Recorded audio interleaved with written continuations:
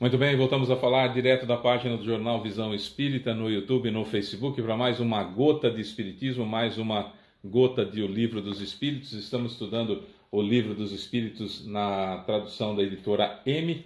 Estamos na questão 22, vamos ler hoje a questão 22 e a questão 22A. Estamos no item do capítulo 2, Espírito e Matéria. Estude conosco, fique à vontade. Todos os nossos estudos, desde a primeira questão, que é Deus, e todos esses estudos estão lá no YouTube e no Facebook, na página do Jornal Visão Espírita. 10 minutinhos para você estudar conosco diariamente, sempre tem uma gota de Espiritismo. Vamos lá.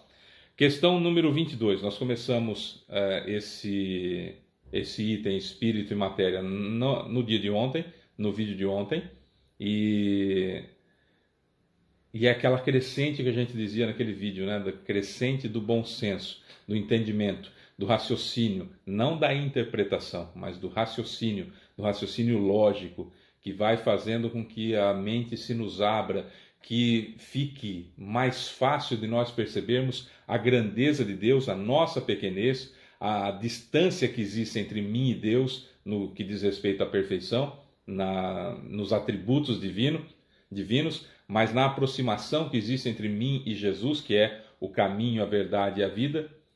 Para chegar até o Pai tem que ser por Jesus. Há uma distância evolucional, Jesus é perfeito, nós ainda estamos em processo de evolução em um planeta de provas e expiações e provas, mas com a chance de chegar, com a certeza de que vamos chegar à perfeição semelhantemente ao que aconteceu com Jesus. Isso é um fato, isso vai acontecer, todos nós seremos perfeitos como Jesus é perfeito. Basta que cada um de nós tenha o desejo, a vontade de evoluir.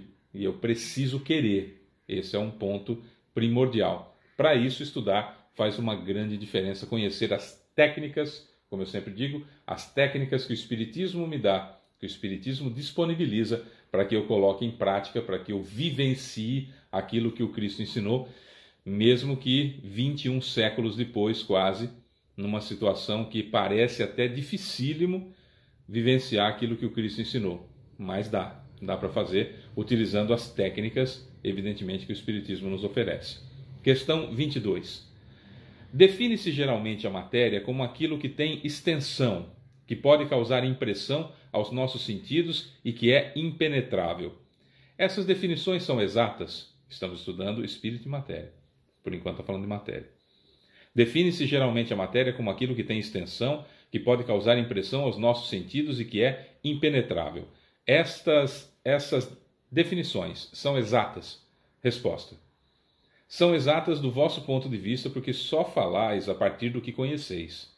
Mas a matéria existe em estados que vos são desconhecidos. Ela pode ser, por exemplo, tão etérea e sutil a ponto de não causar nenhuma impressão nos sentidos. No entanto, é sempre matéria, embora não seja para vós. Ou seja, vocês não conseguem perceber, mas é matéria. 22A, para a gente comentar tudo junto. Que definição podeis dar da matéria? Resposta. A matéria é o laço que prende o espírito. É o instrumento que ele usa e sobre o qual, ao mesmo tempo, exerce sua ação. Tem uma explicaçãozinha de Kardec. De acordo com esse ponto de vista, pode-se dizer que a matéria é o agente, o intermediário com a ajuda do qual e sobre o qual o espírito atua. De acordo com esse ponto de vista, pode-se dizer que a matéria é o agente, o intermediário com a ajuda do qual e sobre o qual o espírito atua. Tá, então vamos lá. Matéria. Até pouco tempo atrás não se conhecia, por exemplo, o plasma, que é muito usado em algumas televisões, por exemplo. O plasma são gases atingidos com uma certa tensão de eletricidade alta, que ele então se converte na matéria chamada plasma. Ele então surge, esse plasma, e a imagem é projetada nele. Isso não existia na época de Kardec. E não é algo que eu posso pegar, mas é matéria. Certo? É matéria. Quando a gente vai buscando no pequenininho, no microcosmo, através dos microscópios, por exemplo, a gente vai vendo e descobrindo coisas que na época de Kardec não existia, quer dizer, existia, mas não era possível comprovar, porque não haviam instrumentos para isso, algumas forças da matéria. O átomo, quando eu era criança, eu ia na escola, isso há muito tempo, mas nem tanto tempo assim, o átomo era indivisível. Hoje a gente já sabe que já chegou ao quarks, enfim, já tem muito mais partes do átomo que se é possível trabalhar. Existe uma matéria, algo, uma energia, que é matéria, que segura, que prende os prótons aos nêutrons no núcleo do átomo. Ou seja, a ciência vem trazendo colaborações ao longo do tempo que vão mostrando claramente para nós que matéria não é só aquilo que impressiona os meus sentidos. Ou seja, que eu posso tocar, que eu posso ver, que eu posso sentir o cheiro, que eu posso ouvir e que eu posso ver, né, dos nossos 5 sentidos. Que eu posso sentir o paladar dos nossos 5 sentidos. Muito bem. Há algo mais além desses sentidos que eu não posso sentir, que eu não posso perceber, mas que existe. Né? Por exemplo, os gases que tem na atmosfera. Eu não posso senti-los, mas eu sei que ali estão, eu tenho como comprovar que ali estão. O campo magnético que existe em volta do fio por onde passa a energia elétrica, a energia não corre dentro do fio, ela corre nesse campo magnético. Tá, esse campo magnético eu não posso ver, posso sentir os efeitos, que são os choques, mas não posso ver, né, os meus sentidos, só o do tato que eu vou conseguir sentir, que vou conseguir ser impressionado. Agora, tem um monte de outros que eu não sinto absolutamente nada, mas que existem e a gente sabe que existe, que é a matéria. Então, matéria não é só aquilo que impressiona os sentidos que eu tenho aqui na Terra, que são esses 5 sentidos que nós temos tradicionalmente, não é? O perispírito, o corpo perispiritual, a alma, o corpo astral, o corpo projetado, a inteligência fora do corpo, seja lá o nome que se queira dar, é feito de ectoplasma, que é uma matéria muito sutil, extremamente sutil, captada pelas câmeras Kirlian, não é? Captada pelas câmeras Kirlian, mas que os nossos olhos não veem. Por isso que a gente não vê espírito. A gente não vê espírito, a gente não vê os desencarnados, a gente não vê os chamados mortos, porque a luz não refrata num tamanho suficiente, né? Quando bate no perispírito, não quebra num tamanho suficiente que os receptores que tem dentro dos meus olhos possam captar. Por isso que eu não vejo espírito. Mas eles existem. Tem um envoltório semimaterial, que Kardec chamava de semimaterial, mas que hoje já é chamado de material, de uma matéria sutil, né? Uma matéria, o que é matéria sutil? Que os meus sentidos, paladar, tato, audição, visão, paladar, tato, olfato, é aqui, né? Paladar, olfato, audição, visão e tato. São 5 sentidos. Eu não consigo utilizar esses sentidos para sentir, perceber essa matéria, mas elas existem. Eu não consigo, por exemplo, identificar a matéria escura do universo. Eu não consigo. Mas dá para a gente saber por instrumentos que existem. O telescópio James Webb está tirando fotos utilizando o infravermelho pequeno e o infravermelho médio, está conseguindo captar imagens e depois essas imagens são transformadas em algo visível para o nosso olho, ou seja, precisa de tratamento para que o nosso olho veja, não é?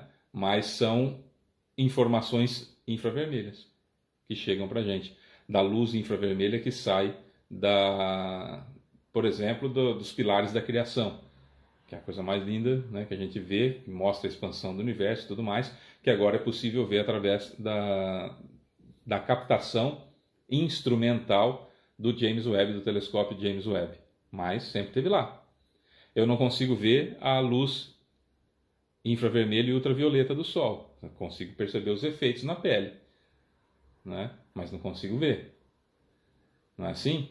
Então tem um monte de coisa que eu não vejo, que eu sinto os efeitos, e alguns que eu sequer sinto os efeitos, que eu não percebo nenhum efeito, mas existe. Isso é matéria. Então, basicamente, o que nós entendemos é Deus criou o princípio inteligente e criou a matéria. E a matéria é utilizada pelo princípio inteligente, ou espírito, que o princípio inteligente vai evoluindo até se tornar espírito. A gente vai falar mais sobre isso nos próximos vídeos. O princípio inteligente vai evoluindo até que se transforme em espírito. Eu sou espírito, nunca fui princípio inteligente, mas o princípio inteligente que deu origem a mim já existia antes de mim. A semente não é a árvore, mas sem a semente não tem a árvore, certo? Mais ou menos isso, só para a gente poder entender. Então, essa força, por exemplo, vital, esse fluido vital que tem na semente, a gente não consegue ver. Mas se não tivesse fluido vital na semente, ela não germina. Certo? Nós geramos ectoplasma, sai ectoplasma da gente o tempo todo, pelos orifícios do nosso corpo saem o ectoplasma da gente que nós produzimos o tempo todo. Isso é possível ver com alguns equipamentos especiais, como as máquinas Kirlian, por exemplo, que fotografam, ou com a presença de um médium de efeito físico que torna esses fluidos mais densos um pouquinho para que a fotografia possa pegar, né? A sensibilidade do filme possa pegar. Agora, não dá para a gente ver, não impressiona os sentidos. E existe. Então, a matéria, eu, espírito, me utilizo da matéria para me fazer perceber, o meu corpo é de matéria, meu perispírito é de matéria, para me fazer perceber no mundo em que eu vivo. O princípio inteligente se reveste de matéria para compor no reino mineral, para se individualizar no reino vegetal, para criar um instinto mais acurado no reino animal, e então transformar-se, criar então o espírito, dar vida, vamos dizer assim, ao espírito que sou eu, e a partir daí eu começo a minha evolução eterna, infinita para frente. Certo? Deus criou, portanto, dentro da concepção que se tem hoje, em 2022, matéria, princípio inteligente. E com a mistura de tudo isso, o universo existe. É esse ponto que a gente abrange nas questões 22 e 22A. Amanhã nós vamos começar a falar sobre espírito, porque esse item é espírito e matéria. Eu sou Fábio Pereira, essa é mais uma gota de espiritismo. A gente volta amanhã. Tchau.